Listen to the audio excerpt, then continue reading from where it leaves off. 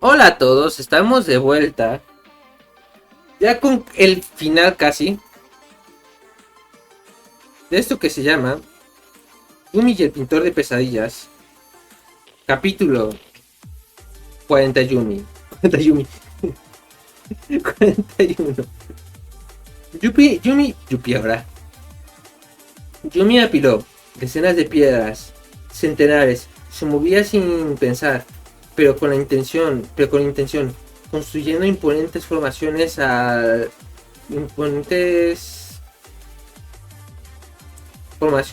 su alrededor a partir de los huesos de la ciudad rota.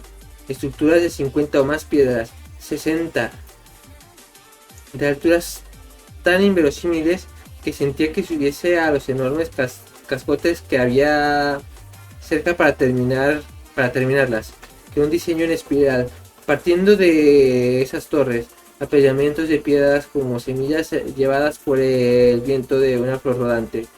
Yumi fluyó desde el centro del patio, caído. Cada pieza encajaba con otras, y cada apilamiento se basaba en otros. La piedra fluía como el agua. Las pilas de equilibrios en apariencias imposibles formaban formas que intrigaban a la mente, que despertaban gritos ahorcados de asombro. En el tiempo que per- el tiempo El tiempo perdió significado para ella. Esa era su meditación, era su propósito, eso era creación. Cientos de apilamientos nacidos de un flujo sublime, esculturas que funcionaban juntas a la, ma- ma- ma- ma- ma- a mayor escala imaginable. Y, sin embargo, no dejaban de ser fascinantes en el más minúsculo detalle. Eso era arte. Algo que la máquina, por muy capaz que fuese en la técnica, jamás alcanzaría a comprender. Porque el arte consiste en, y siempre ha sido consistido en cómo nos afecta. A quien le da la forma, a quien le da la forma y quien lo experimenta. Pues Yumi ese día trascendente era ambos, artista y público sola, hasta que los espíritus se unieron a ella, arrancados de la maravillosa técnica que era la máquina, atravesaron las piedras como un líquido y emergieron uno por uno, rodeando la creación de Yumi. Al cabo de un tiempo, sintió un temblor cuando la máquina temblorosa ganó velocidad y un apilamiento se vino abajo, y Yumi utilizó sus piedras para crear algo incluso mejor.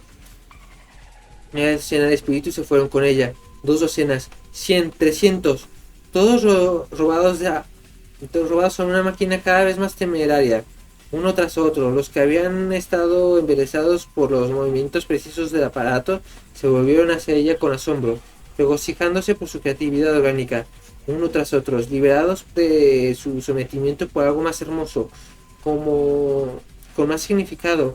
En algún momento, cogiendo impulso, Yumi se dio cuenta de lo que estaba haciendo, de lo que suponía aquello. La máquina había creado a la mortaja y la hacía permanecer en su sitio. La mantenía, acumulaba todas aquellas almas en sus arpas, listas para desplegarlas si surgía necesidad. Acabar con la máquina implicaba no más mortaja, no más almas retenidas, no más Yumi. Es cierto que, por desgracia, aunque las Yoki Hayo habían regresado a la vida desde la mortaja, a viva fuerza, solo habían sido capaces de hacerlo porque la mortaja había en sí estaba siendo mantenida por aquella máquina. A pesar de ello, no paró. Esa vez lo importante no eran los presagios, ni lo que yo me había ni por ni lo que yo me había nacido para hacer. Esa vez ella decidía servir a su pueblo, servir a los espíritus y por último, servir a alguien que amaba. Que no hubiera pesadillas significaba que Carejito y todo lo que contenía estaría a salvo. Así que, mientras colocaba la piedra final y sacaba el último espíritu de la presa, la máquina moribunda alzó la mirada hacia el este, hacia alguien que percibía allá afuera, alguien asustado por ella. Detrás de Yumi, la máquina por fin se detuvo, desplomándose, desintegrándose. cuando las piezas que no cuando las piezas que no habían sido reales, a aquellas alturas ya la mayoría se evaporaban, autoperpetuándose a la máquina al autoperpetuarse, la máquina había necesitado combustible para seguir funcionando, combustible que Yumi había robado. Gracias, exclamaron los espíritus, gracias. Yumi enderezó la espalda sobre los talones, cerró los ojos, había terminado. La gente empezó a desvanecerse. Para entonces ya había llegado más gente a investigar la extraña perturbación.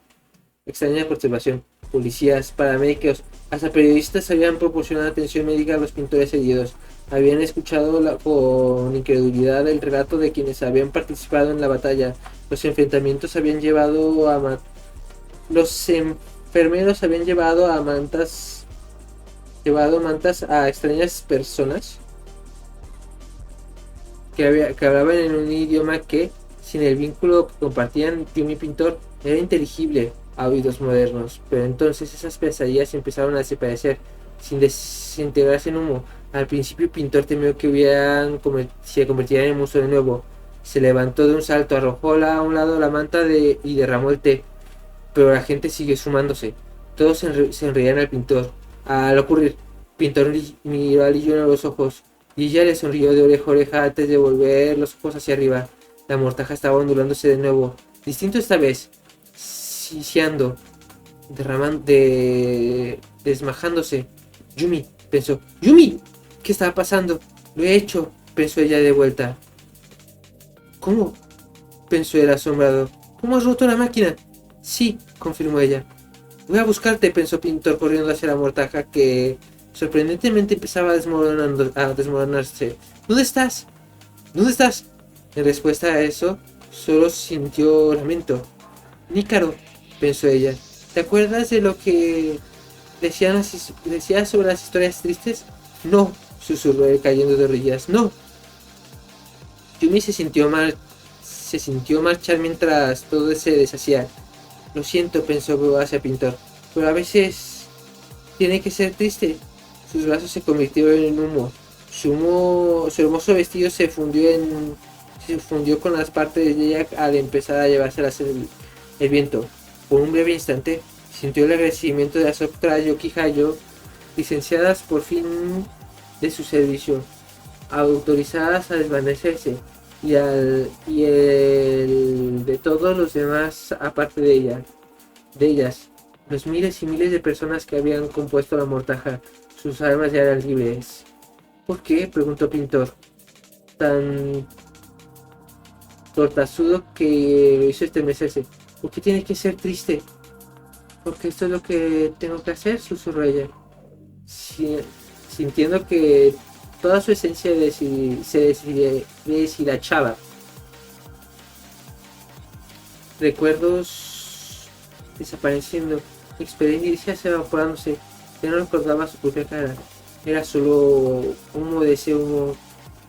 Llegaron viejos pensamientos, ecos, embustes imbuidos en ella procedentes de mucho tiempo atrás.